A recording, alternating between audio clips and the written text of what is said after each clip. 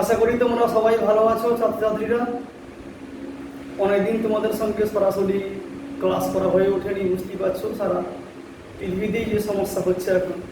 যাই হোক, তোমরা আশা করি ঘরে মন দিয়ে পড়াশোনা নিশ্চয়ই করছো। আমাদের স্কুলের যে গ্রুপ হয়েছে তাতে নিশ্চয়ই অনেকেই রেসপন্স করছো। এইরকম চালাও, থেমে থাকলে হবে না, মন দিয়ে পড়াশোনা করো। অসুবিধা হলে নিশ্চয়ই জানাও আমাদেরকে। আচ্ছা, আমাদের যে আগে ক্লাস হয়েছিল, আমরা সে বল ও গতি বলে একটা চ্যাপ্টার পড়িয়েছিলাম, সবাই জানো নিশ্চয়ই, বই ভালো করে নিশ্চয়ই পড়েছো। এর পরের চ্যাপ্টার 3 নম্বর অধ্যায় খুলবে, দেখবে লেখা আছে পদার্থের গঠন ও ধর্ম। আজকে আমি সেই চ্যাপ্টারের একটা অংশ, প্রথম দিকে আছে তরলের চাপ, সেইটা নিয়েই আমি আজকে আলোচনা করব। তোমরা একটা ভিডিওটা দেখো মন দিয়ে, তারপর বই পড়তে পারো। দেখো, পদার্থের গঠন ও ধর্ম, তাহলে আজকে আমরা পড়াবো এটা, তরলের চাপ। তো তরলের চাপ, তার আগে বলি যে তরল পদার্থটা কি, কঠিন পদার্থই বা কি। তোমরা জানো যে পদার্থের প্রধানত অবস্থা অনুসারে 3টে ভাগ আছে, তাই না? কি কি ভাগ? কঠিন, তরল এবং গ্যাসীয় পদার্থ। তো এই কঠিন, তরল, গ্যাসীয় এর মধ্যে মূল পার্থক্য কোথায়? দেখো, কঠিন পদার্থের এই বই, খাতা, পেন, চেয়ার, টেবিল, এগুলো সব কঠিন পদার্থ। দেখো, এদের নির্দিষ্ট আকার আছে, আয়তন আছে। আবার যদি তরল পদার্থ হয়, দেখো তরলের আয়তন ঠিক আছে, আমি 2 লিটার জল নিলাম, যে পাত্রেই রাখি না কেন 2 লিটারই হবে, সে কাঁচের পাত্র হোক, মানে কোনো গ্লাসে হোক, বালতিতে হোক, আয়তন সেই 2 লিটার থাকবে। কিন্তু আকার কি ঠিক থাকবে? কঠিন পদার্থের আকার যেখানে রাখো আকার কিন্তু একই থাকবে, কিন্তু তরল হলে জানো যে আকার ঠিক থাকে না। মানে কি, কেন থাকে না? মানে যে পাত্রে আমরা রাখবো সেই পাত্রের আকার ধারণ করবে। গ্লাসে রাখলে গ্লাসের মতো, থালায় রাখলে থালা। আবার গ্যাস যদি বলো, তাহলে তো তার আবার কিছুই ঠিক নেই, তার আকারও ঠিক নেই, তো আয়তনও ঠিক নেই। তুমি গ্যাসকে চাপ দিয়ে একটা ছোট জারের মধ্যে ভরে দাও 2 লিটার গ্যাসকে, আবার একটা ঘরের মধ্যে ছেড়ে দাও, পুরো ঘরটাই দখল করবে, তাহলে গ্যাসের আকার, আয়তন কোনোটাই নির্দিষ্ট নেই। তাহলে এই যে আচরণের, মানে এদের এই যে কঠিন, তরল, গ্যাসের এই যে পার্থক্যটা হলো, কেন হলো? কেন হলো এরকম? মূল পার্থক্য কোথায়? বিজ্ঞান কি বলছে? বিজ্ঞান বলছে যে আসলে কঠিন পদার্থে, জানতে প্রত্যেক পদার্থ অসংখ্য অণু দিয়ে তৈরি, ক্ষুদ্র ক্ষুদ্র কণা আমরা অণু বলি, তাই না? তাহলে কঠিন পদার্থের কি হয়, অণুগুলো অনেক কাছাকাছি আছে, কাছাকাছি আছে, এরকম এরা অনেক কাছে আছে। আমি বড় করে এঁকেছি, কিন্তু আসলে কিন্তু আরো কাছে আছে, বোঝানোর জন্য আঁকলাম। এবং এই দুটো অণুর মধ্যে যে পাশাপাশি অণু, এদের মধ্যে তীব্র কি করছে, এদের মধ্যে আকর্ষণ বল হয়, অর্থাৎ প্রত্যেককে কাছে টানছে, আকর্ষণ বল কাজ করে। এবং এই যে দুটো অণুর মধ্যে যে আকর্ষণ বল, আমরা একে বলি, এই বলকে আমরা কি বলি মনে রাখবে, এই বলকে আমরা বলি সংশক্তি।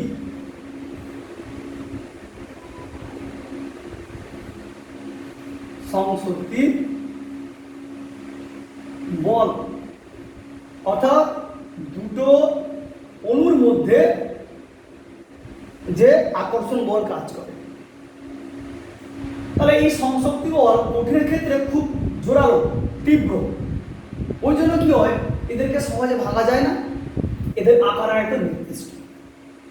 এবার যদি তরল বলি, তরলের ক্ষেত্রে কি হবে, এইটা এই ব্যবধান একটু বেশি হয়, এবং এদের মধ্যে এই যে বলটা, এই বলের পরিমাণ, অর্থাৎ সংশক্তি বল বা এই আকর্ষণ বল একটু কম। আবার গ্যাসের ক্ষেত্রে বললে এই আকর্ষণ বল খুবই কম। তাহলে মূলত দুটো অণুর মধ্যে আকর্ষণ বল, বা যাকে আমরা বললাম সংশক্তি বল, এটা কঠিনের ক্ষেত্রে খুবই বেশি, তাই তার আকার আয়তন নির্দিষ্ট। তরলের ক্ষেত্রে আরো কম, এবং গ্যাসের ক্ষেত্রে আরো সেই জন্য এদের তরলের ক্ষেত্রে আকার নির্দিষ্ট নেই, কিন্তু আয়তন নির্দিষ্ট, আর গ্যাসের ক্ষেত্রে আকার আয়তন কোনটা নির্দিষ্ট নেই। এবার বলি এই তরল আর গ্যাসের ক্ষেত্রে কি হয় না, এদের যেহেতু আকর্ষণ বল খুবই কম, এরা সহজেই এক জায়গা থেকে আরেক জায়গায় এরা প্রবাহিত হতে পারে। যখন নদীতে নদী নালায় যে জল গড়িয়ে গড়িয়ে চলে যাচ্ছে একদিকে অন্যদিকে, তাহলে এই যে গ্যাস কিংবা তরল প্রবাহিত হতে পারে বলেই আমরা একে বলি কি বলি, আমরা এই তরল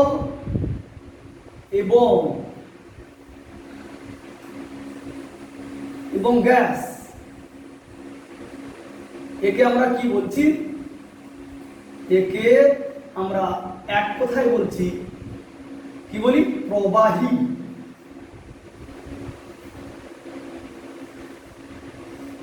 প্রবাহী মানে প্রবাহিত হতে পারে। তাহলে তরল প্রবাহী, গ্যাস প্রবাহী, এই তরল এবং গ্যাসকে আমরা এক কথায় প্রবাহী বলতে পারি। আমরা আজকে তরলের চাপ নিয়ে যেহেতু বলবো, তাহলে তরলের কথায় আমরা এবার আসি। তাহলে তরলের ক্ষেত্রে কি হয় না, তরলকে নিশ্চয়ই কোনো না কোনো পাত্রে, এর যেহেতু কঠিনের মতো এরা একা থাকতে পারে না, তাই তরলকে কোনো না কোনো পাত্রের মধ্যেই রাখতে হয়, তাই না? কোনো না কোনো একটা পাত্রের মধ্যেই তোমাকে রাখতে হবে, তাই না? তরলকে ধরো আমি এটা এরকম একটা চোঙ ধরো, এটা চোঙের মধ্যে আমি এখানে তরল রেখে, তারা এই পর্যন্ত তরলটা আছে, এখানে তরল আছে, সেটা জল হোক বা যে কোনো তরল আছে। তাহলে এই যে তরলটা আমি এই পাত্রে রেখেছি, মানে তরলটাও নিশ্চয়ই চোঙের মতো হয়ে গেছে, গোলাকার চোখের মতো হয়ে গেছে, তার আকার তো ঠিক নেই, যেখানে রাখো সেই পাত্রের মতো বললাম এগুলি। এখন আমরা বলছি তরলের যে অণুগুলো, এদের মধ্যে যেহেতু আকর্ষণ বল কম, এরা কি করে, এরা কিন্তু এই অণুগুলোর কম জিগজাগ ওয়ে, মানে আমরা বলি আঁকা আঁকা পথে এরা চলতে থাকে। এই অণুগুলো কিন্তু আমরা খালি চোখে বুঝতে পারি না, একটা গ্লাসে দেখালে মনে হয় তরলটা স্থির, কিন্তু নয়। ভালো করে যদি দেখো শক্তিশালী অনুবীক্ষণ যন্ত্রের সাহায্যে, কি দেখবে, ক্যামেরার সাহায্যে দেখা যায় জলের অণুগুলোর ভেতরে কিন্তু কম্পন হচ্ছে, জলের অণুগুলো কম্পন হয়, এবং যার ফলে কি হচ্ছে, কম্পন হয় এবং অণুগুলো চলাফেরা করতে পারে। তার ফলে কি হয়, তাহলে এই অণুগুলো যদি চলতে থাকে তাহলে কি হবে, একটা সময় নিশ্চয়ই তাদের মধ্যেও মানে নিজেদের মধ্যেও নিশ্চয়ই সংঘর্ষ হবে। আর কি হবে, একটা সময় এই যে দেওয়ালটা আছে, এই দেওয়ালেও তারা ধাক্কা দেবে। তো একটা দেওয়ালে তুমি ধাক্কা দিলে কি হবে, যেমন ধাক্কা দিলেই, ধাক্কা মানে তো বল, তাহলে বল প্রয়োগ করলেই এই দেওয়ালটায় কি একটা চাপের সৃষ্টি হবে, তাই না? এই অণুগুলো, তাহলে তরলকে আমি যে পাত্রে রাখবো সেই পাত্রের গায়ে কি হবে, অণুগুলো ধাক্কা দিচ্ছে, হ্যাঁ, এই অণুগুলো কি হবে, এরকম এসে ধাক্কা দিচ্ছে, এরকম ধাক্কা দিচ্ছে, এবং তারা কি করবে, ধাক্কা দিচ্ছে, আবার এদিকে ফিরে আসবে, ধাক্কা দিতে, আবার এর ধাক্কা দিতে। এই ধাক্কা এরকম অসংখ্য অণু, কোটি কোটি অণু আছে, সবাই যদি ধাক্কা দেয় তাহলে এই পাত্রের এই গাটায় মানে দেওয়ালে একটা চাপের সৃষ্টি করবে, মানে বল প্রয়োগ করছে মানে চাপের সৃষ্টি হবে। তাহলে এই যে বল প্রয়োগ করছে বললাম, আবার চাপ, তাহলে বল আর চাপের মধ্যে পার্থক্য কোথায়? দেখো, তাহলে বল আর চাপের মধ্যে সম্পর্ক কি? আচ্ছা, আমি পাত্রটা উদাহরণ নেই, এখানে ধরো আমি এই যে পুরো জলটা, ধরো এখানে জল, পুরো জলটা এই পর্যন্ত আছে, আমি নিয়েছি। তাহলে জানো প্রত্যেক বস্তুকে পৃথিবী কি করে না, তার নিচের দিকে আকর্ষণ করে, যাকে আমরা বলি ওজন, তাই না? অভিকর্ষ বলের দরুন প্রত্যেক বস্তুকে পৃথিবী তার কেন্দ্রের দিকে মানে নিচের দিকে আকর্ষণ করে। তাহলে এই পাত্রে যে জল আছে, এই জলকেও নিশ্চয়ই নিচের দিকে পৃথিবী তার কেন্দ্রের দিকে টানছে, আকর্ষণ বল আছে মানে এই মাধ্যাকর্ষণ শক্তির জন্য, মানে মাধ্যাকর্ষণ বলের জন্য বা অভিকর্ষ বলের জন্য বলতে পারো। তাহলে এই যে টান, আমরা কি বলি জানো নিশ্চয়ই, তোমরা শিখে যাকে বলা হয় ওজন। তাহলে ধরে নাও এর মধ্যে মানে এই পাত্রটার মধ্যে যে পরিমাণ তরল এই জল নিয়েছি, জল আছে, তার ভর ধরে নাও এম। অর্থাৎ এইটার মধ্যে এই পাত্রের জলের ভর হচ্ছে, আমরা ভরকে এম দিই, ভর হচ্ছে এম। তাহলে এর ওজন কত হবে? এর ওজন তাহলে কত হবে? ওজনের সূত্র তোমাদের মনে আছে, সেই ওজনকে আমরা ডাব্লিউ লিখি, ওয়েট সমান কি ছিল সূত্র? ডাব্লিউ সমান এম জি। এম মানে ভর, জি মানে কি মনে আছে? অভিকর্ষজ ত্বরণ, যার মান 9.8 বা 980 হয় সেন্টিমিটার পার সেকেন্ড স্কয়ার। তাহলে এইটা হচ্ছে ওজন। ওজন মানে হচ্ছে এই পরিমাণ বল নিচের দিকে পৃথিবীর আকর্ষণের জন্য কাজ করছে। তাহলে এই জলকে যদি এই পরিমাণ বল দিয়ে পৃথিবী টানে, তাহলে এই বলটা বাধা পাচ্ছে এই তলটাতে, এই তলটা তো, তাহলে এই যে পুরো ওজনটা এই তলের উপর কাজ করবে, এই তলটার উপর, মানে এটা গোলাকার তল নিশ্চয়ই, এই তলটার উপর এই বলটা এখানে, এই পুরো ওজনটা এখানে কাজ করছে। তাহলে এখানে তাহলে এই পাত্রের তলদেশে পুরো তরল যে পরিমাণ আছে, তাহলে কত বল মোট কাজ করছে এই জিনিসটাতে? এইটা, এই ওজনটাই হচ্ছে এক্ষেত্রে ক্রিয়াশীল বল। তাহলে এই বলকে আমরা এখানে ওজনটাই বল, তাহলে এখানে বলকে যদি আমরা এফ দিয়ে লিখি, তুমি জানো নিশ্চয়ই ফোর্স, তাহলে এখানে এই এফটা যেটা সমান হচ্ছে এখানে কত হচ্ছে এম জি। তাহলে এবার তাহলে চাপ কত? চাপকে আমরা এখানে চাপকে যদি প্রেসার বলে পি দিয়ে দিব, তাহলে বলো এবার এই চাপ, তাহলে চাপ তাহলে কত হবে এখানে? দেখো চাপ বলছে এই পুরো যে ক্ষেত্রফলটা, এই যে নিচে এটা নিচে বৃত্তের মতো হবে একটা, তাহলে এর ক্ষেত্রফলকে যদি আমি বলি এ, কোনটার? এইটা, এটার এরিয়াটা আছে, মানে এই যে নিচের যে পুরোটা, এটা নিচে নিচে বলতে হবে নিশ্চয়ই, এই যে পুরো এরিয়াটা, এই নিচেরটা, একেই এর ক্ষেত্রফলকে আমি বলছি কত? একেই বলছি আমি এ। তাহলে ক্ষেত্রফল হচ্ছে এ। তাহলে তাহলে চাপ তাহলে বার করবো কি হবে? দেখো চাপের সংজ্ঞা বলছে, চাপ সমান হচ্ছে এই যে বল বাই ক্ষেত্রফল, বল বাই ক্ষেত্রফল। তাহলে এখানে বলটা কত? না, বলটা এখানে হচ্ছে তোমার কত হচ্ছে? না, বল হচ্ছে এখানে এফ আর ক্ষেত্রফল হচ্ছে এ। তাহলে আমরা এখান থেকে লিখবো, তাহলে পি সমান লিখবো এফ বাই এ। দেখো তাহলে বল সমান চাপ সমান বল বাই ক্ষেত্রফল। তবে এটা কি ধরনের বল? অবশ্যই আমরা ধরে নেব এই বলটা কাজ করছে এই তলের উপর লম্বভাবে, অর্থাৎ এখানে বল মানে বলা হয় অবিলম্ব বল বলতে পারো। তাহলে বল মানে তাহলে বলের এই চাপের সংজ্ঞা তাহলে কি দেবো? এখান থেকে দেখো, এখান থেকে পরিষেবা আছে আমি ক্ষেত্রফল দিয়ে ভাগ করেছি, তাহলে চাপের সংজ্ঞা হবে বা তরলের চাপ কাকে বলে বলে আমরা বলবো, কোন তরল কোন বিন্দুতে প্রতি একক ক্ষেত্রফল জায়গার উপর বা প্রতি একক ক্ষেত্রফলের উপর লম্বভাবে যে বল প্রয়োগ করে তাকেই বলা হয় চাপ, তাই না? তাহলে তরলের চাপ কাকে বলবো? আবার বলছি, বলতে হবে কোন বিন্দুতে কোন তরল প্রতি একক ক্ষেত্রফল জায়গার উপর বা প্রতি একক ক্ষেত্রফলের উপর লম্বভাবে যে বল ক্রিয়া করে তাকে বলে তরলের চাপ। তাহলে এখান থেকে বুঝতে পারছো, কোন আপনি গুণ করলে এটা সেটা তুমি পাবে কি হবে? এফ সমান কি হবে? পি ইন্টু এ। আচ্ছা, এবার এই যে বল বললাম, তরলের ক্ষেত্রে কিন্তু এর একটা মানে তরল যে পরিমাণ বল প্রয়োগ করছে কোনো পাত্রের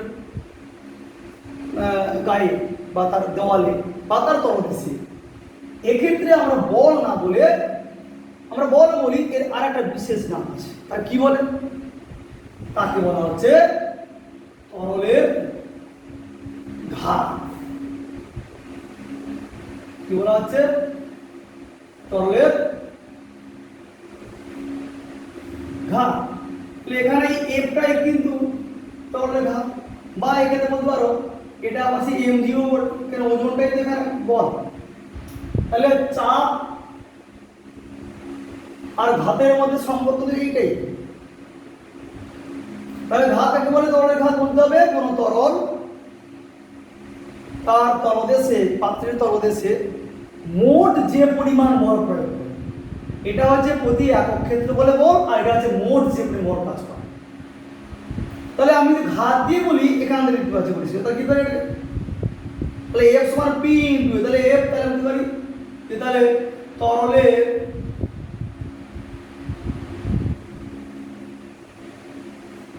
ঘাত সমান তাহলে কি হবে? এই যে পি ইনটু, তাহলে কি হবে? চাপ ইউনিট গুণিতক এ মানে ক্ষেত্রফল।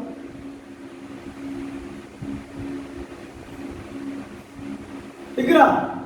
তাহলে তরলের ঘাত সমান চাপ গুণিতক ক্ষেত্রফল। তাহলে এইভাবে তুমি চাপের সঙ্গে ঘাতের সম্পর্ক পেয়ে। এবার আমরা একটা বিষয় ভাবি যে এই তরলের যে চাপ বললাম, এই চাপটা কোন কোন বিষয়ের উপর নির্ভর করে। তাহলে আমরা এবার তরলের চাপ বা যাকে আমরা পি দিয়ে দিলাম, এইটা কোন কোন বিষয়ের উপর নির্ভর করে আমরা একটু আলোচনা করার চেষ্টা করি, তাই না? তাহলে চাপ যাকে আমরা পি অক্ষ দিয়ে দিলাম, পি মানে প্রেসার, চাপ। জানো যে আমরা ওই চাপকে ইংরেজিতে প্রেসার বলে বলে আমরা একে পি অক্ষর দিয়ে দিলাম, প্রেসার। তরলের চাপকে পি দিয়ে দিলাম। এখন এই চাপটা, এই যে চাপটা দিচ্ছে নিচে, দেখো সাধারণ বুদ্ধি আমাদের বলে, দেখেছো যে তুমি একটা পুকুরে যদি একটা খালি কোনো একটা বালতি বা কলসিটি তুমি যদি ডোবানোর চেষ্টা করো, কি দেখবে?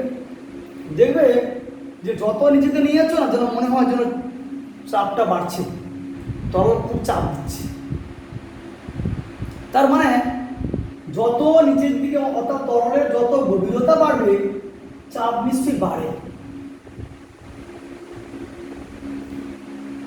তাহলে আর কার উপর নির্ভর করে? তাহলে এটা বোঝা যাচ্ছে তরলের চাপ গভীরতা। ধরো এই যে এইটা, এই যে এখানে কতটা জল আছে, ধরো এই যে গভীরতা, এর নাম ধরো এইচ, এই মানে হচ্ছে হাইট, এখানে হাইট বলবো না, গভীরতা বলা উচিত তরলের ক্ষেত্রে। তাহলে তরলের চাপ এই কতটা জল আছে, কতটা উচ্চতা আছে তার উপর নির্ভর করছে, বা গভীরতা নির্ভর করছে। আর কি আরেকটা হচ্ছে এই তরলটা ভারী না হালকা। তুমি জল নিলে, তুমি এই একই হাইটে এই পাত্রে এই পর্যন্ত তুমি জল নাও একরকম হবে, তো জল না নিয়ে তুমি যদি কেরোসিন তেল নাও, পেট্রোল ডিজেল নাও, পারদ নাও, নিশ্চয়ই একই পরিমাণ চাপ আসবে না। কেন আসবে না? তাহলে আমি তো এইচটা একই নিয়েছি, তার কারণ এদের কোনটা খুব ভারী, কোনটা খুব হালকা তরল। তাহলে যে ভারী হালকা আমরা কোন ধর্ম দিয়ে বোঝাই? জানো নিশ্চয়ই, সেটা আমরা বোঝাই হচ্ছে কোন শব্দ দিয়ে? ঘনত্ব, ডেনসিটি।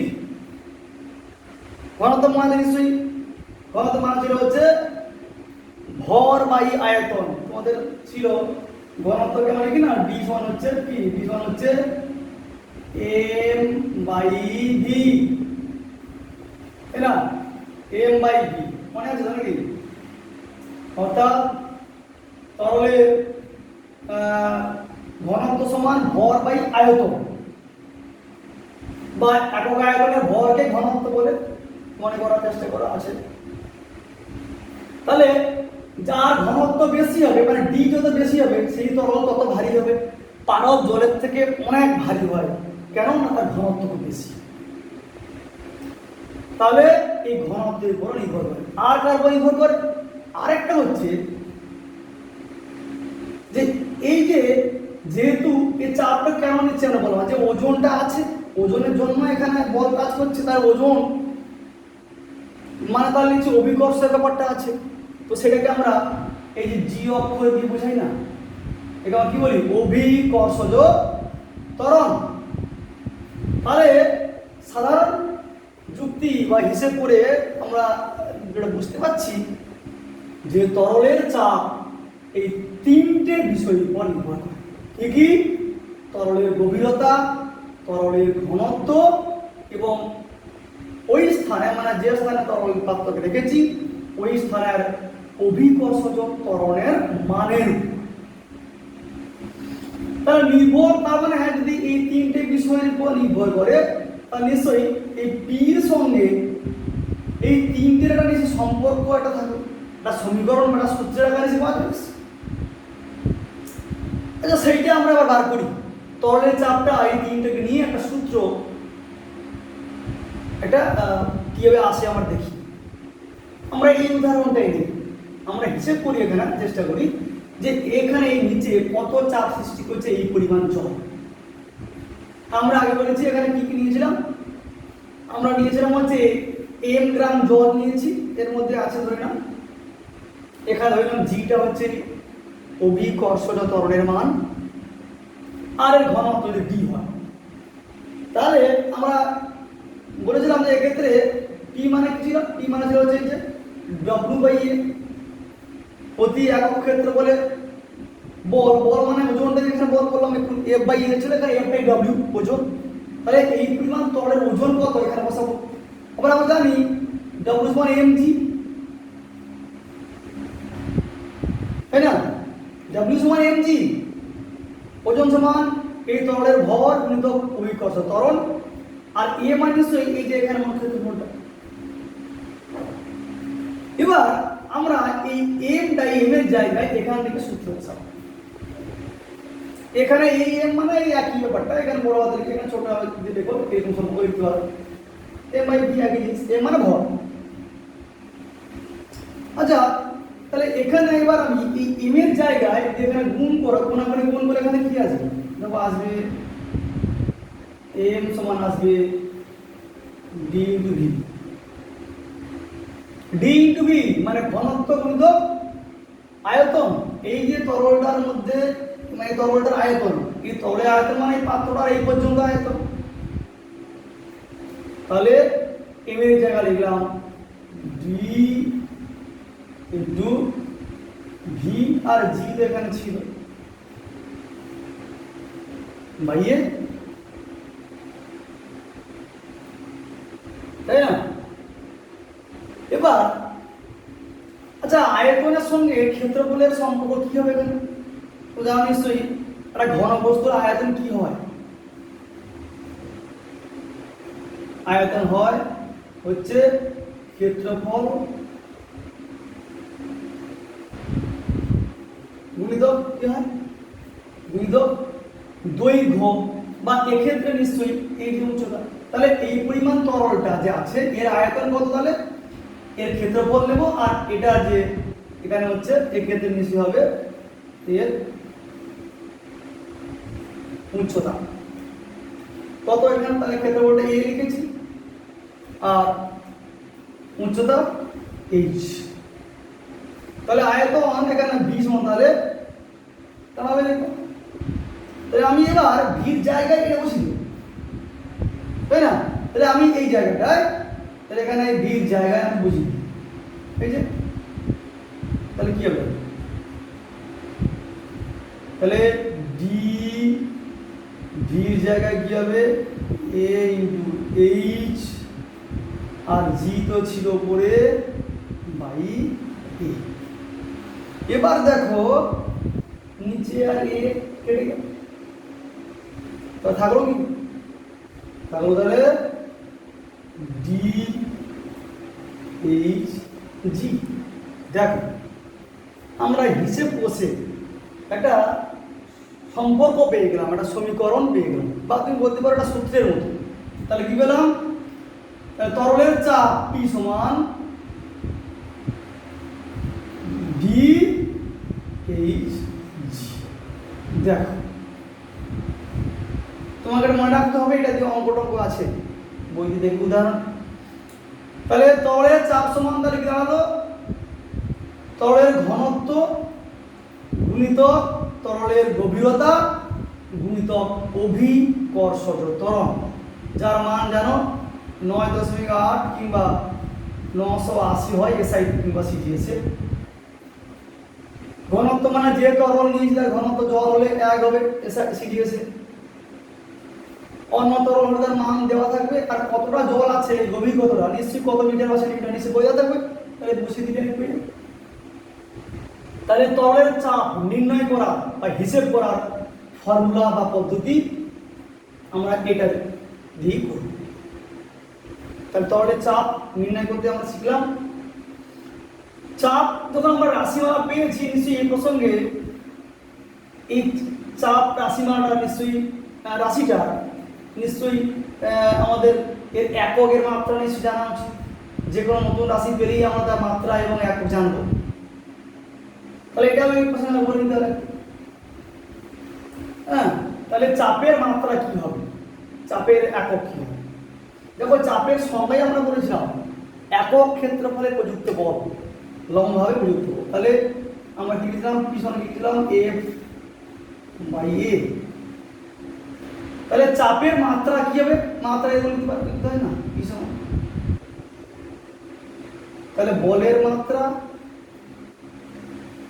বাই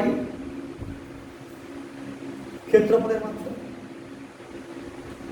বলের মাত্রা কি হয় বেশি মনে আছে? মনে করার চেষ্টা করবে। আগে চাপটা ছিল এম এল ই মাইনাস 2, মানে বল ছিল না, ভর গুণিতক ত্বরণ ছিল, ত্বরণের মাত্রা এটা হয়, বলতে এম লিখতে হয়। আর ক্ষেত্রফলে কি লিখতে হয়? এল স্কোয়ার, কারণ দৈর্ঘ্য গুণিত প্রস্থ দুবার গুণ করতে হয়। দেখো একটা এল কেটে যাবে না, থাকলো কি এম, নিচে এলটা উপরে গেলে কি হবে? -1। তাহলে এটা হচ্ছে চাপের মাত্রা। এর একক তাহলে কি হবে? একক বলতেই আমরা বুঝবো এসআই একক এবং সিজিএস একক। এখান থেকে দেখো বলের একক বাই ক্ষেত্রফল, তাহলে সিজিএস এর একক হবে। তাহলে সিজিএস পদ্ধতিতে চাপের একক তাহলে কি হবে? দেখো হবে বলে একক কি হয়? ডাইন না, ডাইন। আর ক্ষেত্রফল কি হবে?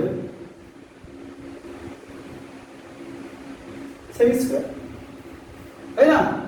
তাহলে সিজিএস এককটা তাহলে হচ্ছে ডাইন পার সেমি স্কয়ার।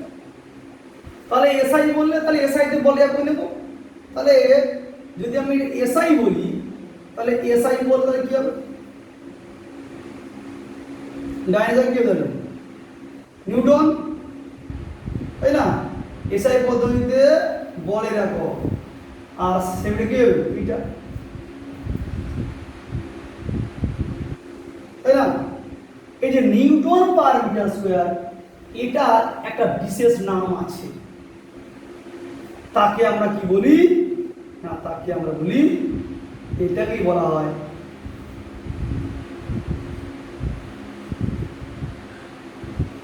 পাস্কাল। তাহলে চাপের এসআই একক কি?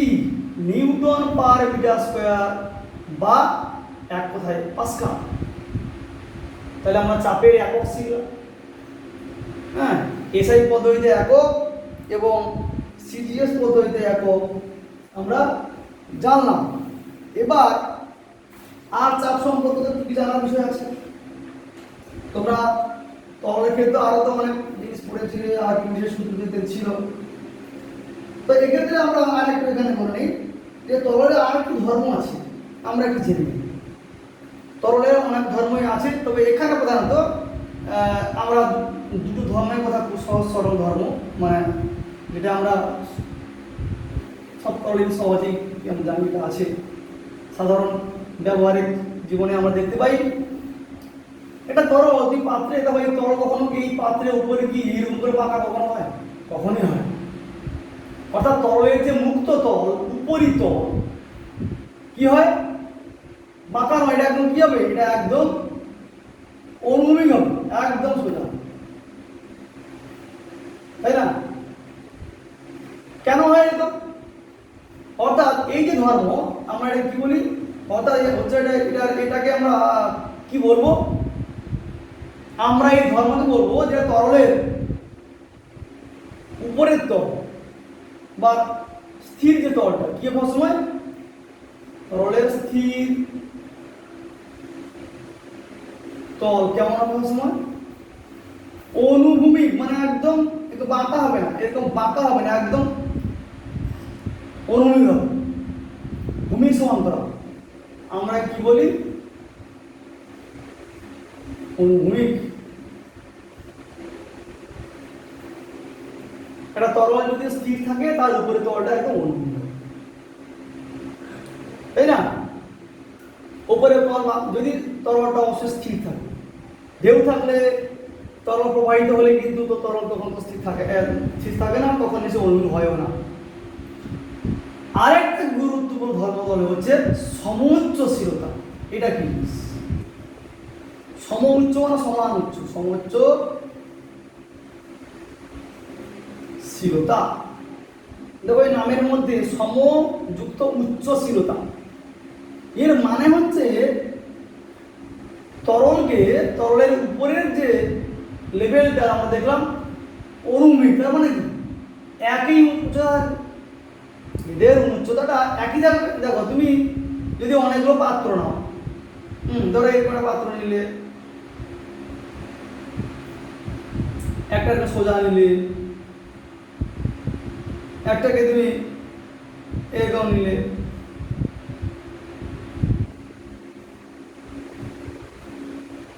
তুমি ধরো তুমি এবার বললে কি জল কোন একটা পাত্রে জল ঢালবে, তো পাত্রের আকার যাই হোক, দেখবে তরল কিন্তু এখানে ঢাললে এই উপরের যে লেভেলটা এটা কিন্তু কি হয়ে যাবে? এটা কিন্তু সোজা থাকে। দেখো এটা কিন্তু এমনটি নয়, তুমি এটাকে বাঁকাও যাই করো, এই উপরের লেভেল কিন্তু থাকবে সোজা। অর্থাৎ তরলের উপরের তলটা সমান উচ্চতায় সবসময় থাকার চেষ্টা করে। এই ধর্মকে আমরা বলি সমোচ্চশীলতা। জানো যে এই ধর্ম থাকে বলেই আমরা ঘরের একদম ওপরে, ছাদের ওপরে সর্বোচ্চ যে তল থাকে তার উপরে আমরা জলের ট্যাঙ্ক বসাই। হ্যাঁ, অর্থাৎ আমার জল যদি থাকে এই পর্যন্ত, এখানে যদি আমি একটা ট্যাঙ্ক, মানে ঘরের উপর যদি আমি ট্যাঙ্ক বসাই, এখানে একটা জলের ট্যাঙ্ক বসাবো, এখান থেকে আমি পাইপ করে নিয়ে গেলাম। দেখো তাহলে জল যদি থাকে এই পর্যন্ত, তাহলে আমি এই যে লেভেলটা, এই লেভেল পর্যন্ত যে কোনো জায়গায় আমি ট্যাপ বসালে কিন্তু জল পাওয়া যাবে। কেন না? এই যে বললাম যে এখানে জল চাইবে কি না, জল চাইবে এই পর্যন্ত উঠতে। সুতরাং তুমি যদি এখানে একটা ট্যাপ বসাও, তাহলে কিন্তু এখানে কি হবে? এখানে জল পড়বে। কেন না? এই যে এই লেভেল পর্যন্ত যে কোনো জায়গায় ট্যাপ বসালে জল পড়বে, তাই না? অর্থাৎ এই সমোচ্চশীলতা যে আমার বললাম, তাহলে এইটাকে এই ধর্ম কাজে লাগিয়ে বাড়িতে হোক বা বিভিন্ন শহরে কি হয় যে জলের লাইন করে সারা বিভিন্ন জায়গায় পুরো শহরে জল সরবরাহ করা হয়। তাহলে এটা কোন ধর্মের জন্য? সমোচ্চশীলতা। তাহলে আমরা আজকে আপাতত এইটুকুই পড়লাম, খুব নতুন কিছু নয়, তোমাদের প্রায় পুরনো জিনিস চেনা জানা। তবে এই যে চাপ নির্ণয়ের সূত্রটা কি বার করলাম, এটা ভালো দেখবে। এদের রাশিমালাগুলোর মানে এদের সংজ্ঞা, এদের একক, মাত্রা ইত্যাদি বললাম, আর এই ধর্মগুলো বললাম। তোমরা এগুলো বই পড়ে এই ভিডিও দেখবে, হ্যাঁ, ভিডিও দেখে ভালো করে তোমার টেক্সট বই ভৌত বিজ্ঞান ভালো করে পড়বে। কোনো জায়গায় যদি অসুবিধা তোমার মনে হয়, বুঝতে না পারো, অবশ্যই তোমরা সেই গ্রুপের মাধ্যমে আমাকে অবশ্যই জানাবে। ঠিক আছে, সবাই ভালো থাকো, মন দিয়ে পড়াশোনা করো।